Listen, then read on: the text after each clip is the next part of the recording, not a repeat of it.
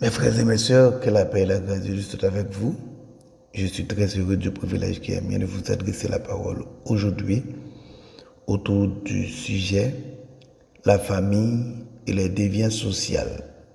La famille et les déviances sociales. Notre sujet est axé sur 1 Samuel 3, les versets 10 à 15. Le mot déviance ou déviant dérive du verbe dévier. Il est composé du préfixe de cessation de et du latin via. Le mot via signifie voie, route, chemin. Donc, un déviant, c'est quelqu'un qui a laissé la route. Un déviant, c'est quelqu'un qui fait le contraire de ce que demande la société. Pour nos chrétiens, un déviant, c'est par exemple quelqu'un qui vole, qui assassine, qui ment, qui pratique la corruption. L'adjectif déviant qualifie ce qui s'écarte de ce qui est considéré comme conforme à des normes sociales. En sociologie, la déviance désigne une conduite, un comportement ou une attitude qui s'écarte des normes sociales en vigueur, qui les transgresse ou qui les conteste. Elle peut être individuelle ou collective. Considérée comme une menace pesant sur l'intégrité de la société, la déviance fait l'objet d'une réprobation sociale, voire d'une stigmatisation. On peut distinguer trois grandes formes de déviance. La délinquance, lorsque la norme s'appuie sur la loi. La marginalité, si la norme est purement sociale ou religieuse et n'entraîne pas de sanctions juridiques, mais fait l'objet de réprobation pouvant conduire à la stigmatisation, ce qu'on pourrait appeler une sanction sociale. La variance, s'il s'agit d'un simple écart aux habitudes ou comportements qui n'est pas socialement répressible, il pourrait être qualifié d'excentricité ou d'originalité. La déviance représente la transgression d'une norme sociale qui est sanctionnée par la société. La déviance se définit donc à travers deux critères: la transgression de la norme et la sanction de l'individu. Pour empêcher aux gens de dévier aux normes, il est établi des institutions qui doivent faire le contrôle social. Ces institutions sont la famille, l'église, l'école, la justice et son bras armé, la police. Comme vous pouvez le constater, je cite la famille en premier. Je le fais parce que d'une part, c'est la première institution créée par Dieu. Et deuxièmement, parce qu'elle est la base de la société. Mais qu'appelle-t-on contrôle social? Eh bien, frères et sœurs, on appelle contrôle social l'ensemble des moyens et des pratiques formelles ou informelles mises en œuvre au sein d'une société ou d'un groupe social pour que ses membres agissent en conformité avec les normes dominantes en vigueur. Son but est de garantir l'ordre social et le respect du système de valeurs. Il peut être positif pour stimuler un comportement acceptable ou négatif pour empêcher un comportement considéré comme néfaste pour les droits et les intérêts des autres. La notion de contrôle social est apparue dans les années 20 chez les sociologues de l'école de Chicago. Elle correspond à la notion de socialisation, qui est l'ensemble des mécanismes par lesquels la plupart des normes sociales sont transmises. En 1951, le sociologue américain Talcott Parsons, dans le système social, a une approche plus restreinte du contrôle social qu'il définit comme le processus par lequel, à travers l'imposition de sanctions, la conduite déviante est contrecarrée et la stabilité sociale maintenue. Les formes et modalités du contrôle social varient selon le type de société. On peut distinguer plusieurs formes de contrôle social. Le contrôle formel, exercé par des organisations spécialisées qui sont la police, la justice, la religion. Ce contrôle s'accompagne de sanctions ou de récompenses institutionnalisées. Il y a également le contrôle informel, qui agit au cours des interactions de la vie quotidienne au sein des groupes auxquels l'individu appartient, qui sont la famille, les amis, l'école, l'entreprise, et j'en passe. Le contrôle informel se manifeste de manière implicite et diffuse. Il se manifeste par les regards, les moqueries, les jugements, les réprobations, les encouragements, les compliments, etc. Le contrôle informel a tendance à s'affaiblir dans les grandes agglomérations où les relations interpersonnelles sont plus réduites. Il tend à être remplacé par les messages véhiculés avec les moyens modernes de communication, publicité, Twitter, Instagram, Facebook, fichage informatique en général. Le respect d'une norme peut être interne et conscient.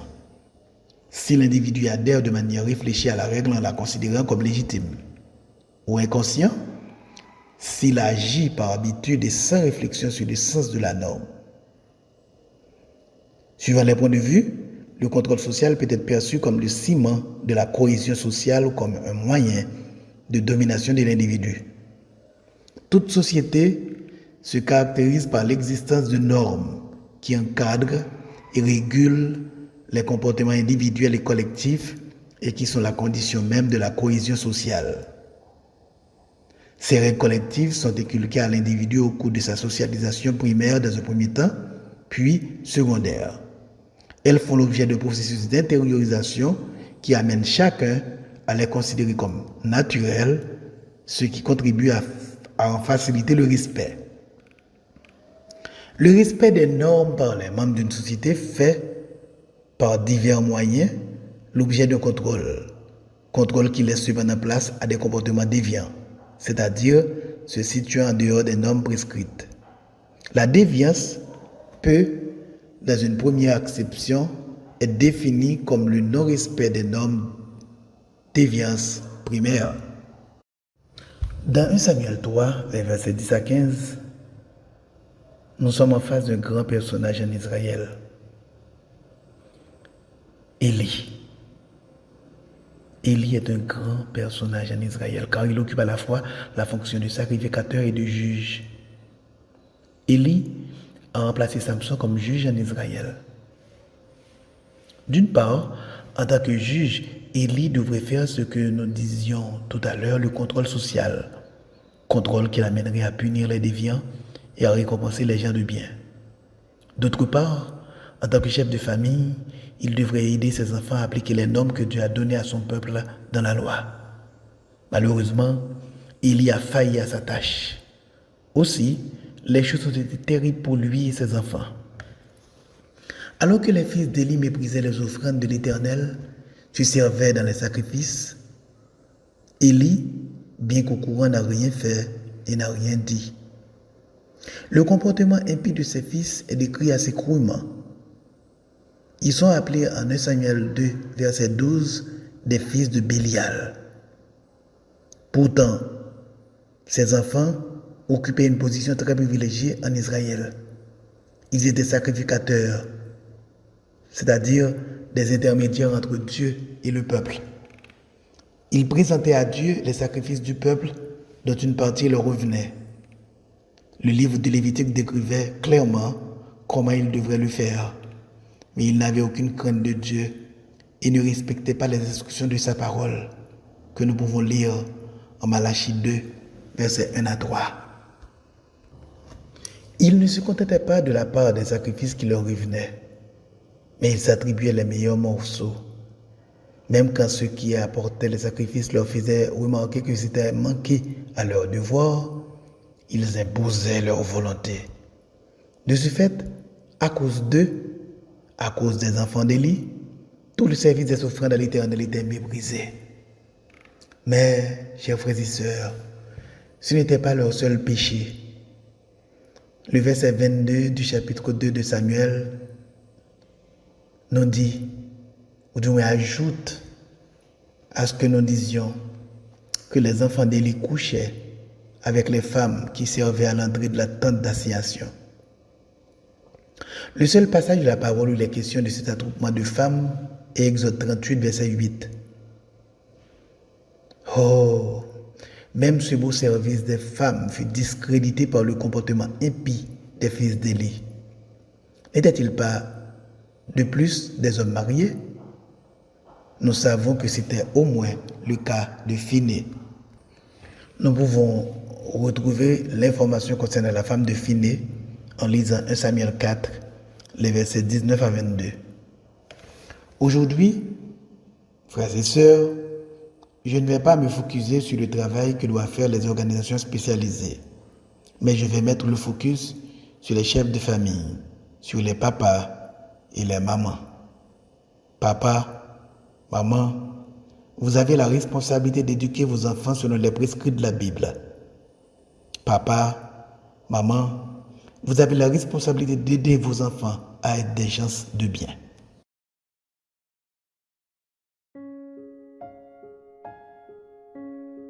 C'est ma famille, mon idylle, ma paix et ma force.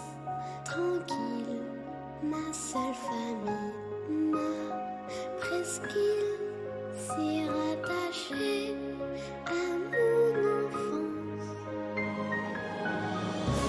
Ma famille que j'ai connue un dimanche, un beau dimanche, ce jour de chance, le jour que j'ai choisi pour ma naissance.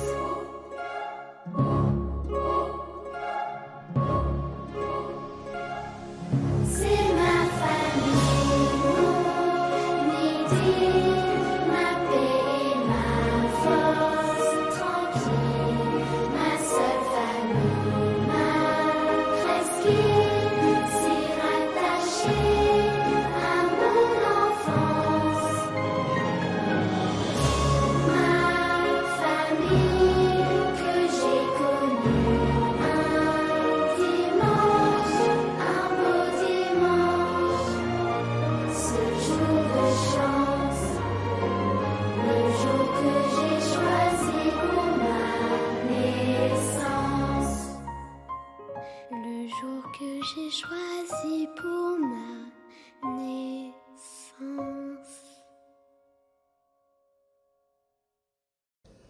La famille tient une place unique dans le projet de Dieu pour l'être humain. Qui dit famille, dit mari, femme et enfant, c'est-à-dire homme, garçon, femme et enfant. Quoi que disent certains religieux, Dieu ne reconnaît pas le mariage homosexuel.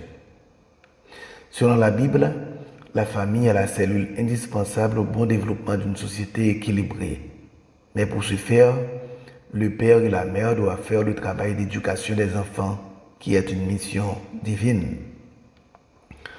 Les parents ont pour mission de former les enfants pour les aider à avoir de la dignité, à contribuer au bien commun, à aimer sa patrie, sa communauté et l'environnement, à être libre et responsable, à connaître et à pratiquer l'amour, à être des gens de bien ayant une bonne moralité et à vivre l'évangile total. Malheureusement, depuis des décennies, nous avons constaté la démission de beaucoup de parents qui laissent faire les enfants et qui désobéissent aux ordonnances de Dieu qui nous demandent d'instruire l'enfant dans sa petitesse et dans sa jeunesse. Proverbe 22, verset 6. L'enfant reçoit bien l'éducation au travers de l'exemple. Les théories n'ont pas grand effet sur lui. Il apprend par l'exemple. S'il vit entouré de critiques, il apprend à blâmer. S'il vit entouré d'hostilité, il apprend à être agressif. S'il vit entouré de honte, il apprend à se culpabiliser. S'il vit entouré de gens qui mentent, il apprend à mentir. S'il vit entouré de tolérance, il apprend à être patient. S'il vit entouré d'encouragement, il apprend à agir. S'il vit entouré d'éloges, il apprend à faire des compliments. S'il vit entouré d'équité, il apprend à être juste. S'il vit entouré d'approbation, il apprend à s'accepter. S'il vit entouré d'amitié, il apprend à aimer la vie. S'il vit entouré de celui qui prie, il apprend à prier, etc., etc. En 2 Chroniques 20 et au verset 32, nous lisons que Josaphat imita en toutes choses la conduite de son père Asa, et il ne s'en écarta point, faisant ce qui est juste aux yeux de l'Éternel. Nous disions tantôt que depuis des décennies, beaucoup de parents ont démissionné de leur responsabilité d'éducateurs. Cette démission a conduit les familles haïtiennes vers une pente dangereuse. Cette démission nous mène là où nous sommes, dans la catastrophe. Qu'est-ce qui règne aujourd'hui dans notre pays? Aujourd'hui, partout règne le mensonge. Des gens qu'on pense être sérieux sont des fiefés menteurs. On ment pour tout. On ment pour de l'argent. On ment pour avoir le pouvoir. Et on ment même pour le plaisir de mentir. Aujourd'hui, les valeurs chrétiennes sont mises au rebut. Aussi, dans notre société règne la corruption, le vol, les crimes organisés, l'abandon de Dieu, l'adultère, la fornication, le papotage, la médisance, la calomnie, la diffamation et j'en passe. Dans l'Haïti d'aujourd'hui, l'honnêteté est un délit. Dans notre monde, être honnête et droit sont des valeurs jugées dépassées. De nos jours, l'intégrité, l'honnêteté, la loyauté, la probité et la droiture ont perdu tout leur sens et tendent à disparaître au profit de la corruption, de la trahison et de la méchanceté. Nous vivons dans une société où être infidèle et malhonnête est non seulement monnaie courante, mais aussi encouragé. À cause de la démission de beaucoup de parents, les gangs pullulent. Des ados de 16-18 ans kidnappent, assassinent et brûlent. À cause de la démission de beaucoup de parents, la malhonnêteté règne. Partout on ment, on vole, on fait payer trop cher, on ne rembourse pas ses dettes et on se vante de pratiques commerciales déloyales. Parents de la première église baptiste de Port-au-Prince, parents de Port-au-Prince et d'Haïti tout entière, ressaisissez-vous, retournez à la Bible, obéissez au commandement du bon Dieu et accomplissez votre tâche d'éducateur. Votre tâche a un aspect spirituel, moral, social et politique. Vous devez apprendre à votre enfant à aimer Dieu de tout son cœur, de toute son âme, de toute sa force et de toute sa pensée. Vous devez l'apprendre à aimer le prochain, à aimer le voisin. Cet amour va porter votre enfant devenu grand à soigner les blessés de la route comme le faisait le bon samaritain, à accueillir les migrants, à s'opposer à l'oppression, à donner à manger aux pauvres et à les aider à connaître les causes de leur pauvreté, à aider les opprimés à se mettre debout pour dire non à l'oppression, non à la tyrannie et non à la dictature. Vous devez apprendre à votre enfant à ne pas mentir, à ne pas voler, à ne pas diffamer, en un mot, à avoir une morale chrétienne. Vous devez apprendre à votre enfant à ne pas se sentir supérieur aux autres, à ne pas humilier les autres, car tous les hommes ont été créés par Dieu. Tous les hommes, oui, tous les hommes sont constitués de 3 parties, corps, âme et esprit. L'homme blanc, comme l'homme noir et l'homme jaune, est créé à l'image de Dieu. Nous sommes tous égaux. Nous avons de nos veines du sang rouge. Nous devons donc apprendre à nos enfants à respecter tous les hommes et toutes les femmes. Nous devons porter nos enfants à ne pas mépriser ni humilier les gens. Et puis, l'on doit se rappeler que Dieu est toujours du côté des humiliés. Quand les hommes humiliaient Sarah parce qu'elle ne pouvait pas enfanter, Dieu était avec elle. Les hommes la regardaient comme une femme stérile, alors que Dieu voyait en elle la mère d'une multitude. Quand les hommes regardaient David comme un pauvre berger, Dieu voyait le roi d'Israël. Quand les hommes regardaient Joseph comme un pauvre et misérable prisonnier, Dieu voyait en lui un puissant premier ministre du plus grand pays du monde à l'époque, l'Égypte. Parents de l'Église, vous avez le devoir de porter votre enfant à aimer le pays et à en prendre soin, à aimer l'environnement et à en prendre soin. Ne l'oubliez jamais, c'est de votre devoir, parents chrétiens, de porter votre enfant à participer au développement de son pays.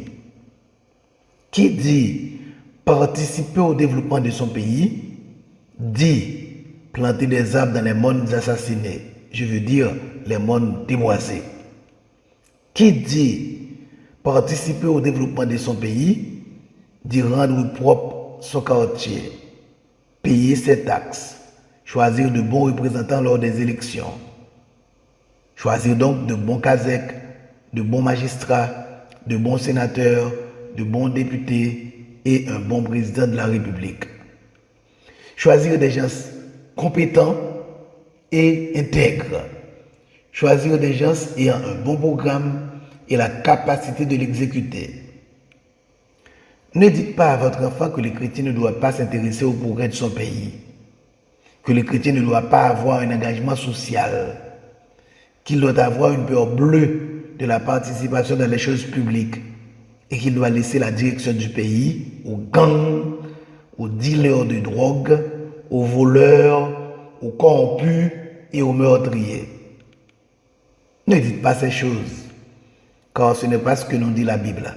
Et puis d'ailleurs, dans la Bible, nous retrouvons de grands serviteurs de Dieu qui ont non seulement eu des engagements sociaux, mais qui ont été des politiques, c'est-à-dire qui ont occupé des postes au gouvernement du pays de leur résidence. Parmi eux, nous pouvons citer Joseph. Joseph était le premier ministre du plus grand pays de son époque, l'Égypte. Daniel était un grand dirigeant politique dans l'Empire babylonien et dans l'Empire des Mèdes et des Perses. Esdras était un grand politique dans l'Empire perse. Néhémie était un grand fonctionnaire, donc un politique dans l'Empire perse. Ne l'oublie jamais, chers parents. La Bible nous dit qu'ici-bas, nous devons témoigner pour Christ.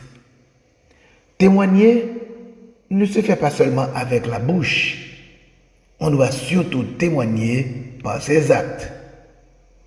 Pour témoigner dans notre monde d'injustice, il faut agir.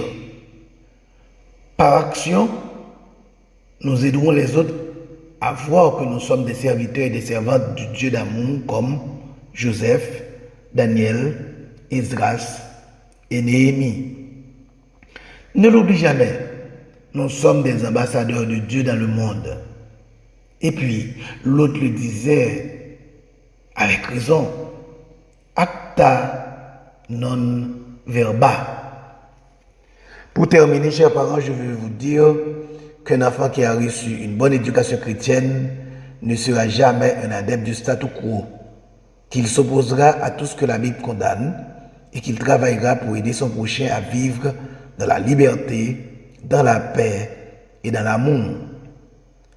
Pour mettre un terme à la terreur qui règne dans notre pays, terreur qui force beaucoup de gens à fuir le pays, terreur qui engendre le stress et beaucoup d'autres maladies psychosomatiques, je vous prie, chers parents, de mettre en œuvre les ordonnances de Dieu concernant vos enfants, de les éduquer comme la Bible nous le commande. Que Dieu vous bénisse et qu'il bénisse sa parole.